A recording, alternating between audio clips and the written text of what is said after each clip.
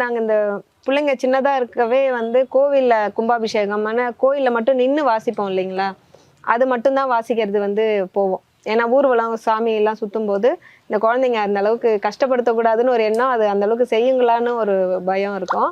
அதனால வந்து நாங்க அதை செய்யாம தான் இருந்தோம். திருவீதி உலா வருது பாத்தீங்களா, அது வாசிக்கிறதுக்கு நாங்க ரொம்ப நான் வந்து பயந்தேன். குழந்தைங்களை எப்படி அந்த வாசிக்க விட முடியும்? இந்த உடல்லாம் வந்து தூக்குறதே கஷ்டம். இப்பதான் பெரிய பிள்ளைங்க. அப்போ பெரிய பொண்ணே என் பொண்ணு தான். அவ வந்து 12 வயசு தான் அவளுக்கு. மீதி எல்லாம் அதை விட சின்னதுங்க எல்லாமே. எப்படி அதை தூக்கிட்டு வாசிக்குங்கன்னு சொல்லிட்டு நான் நிறைய பேர் கூப்பிடுவாங்க. ஆனா நாங்க வரல அப்படி சொல்லிடுவோம்.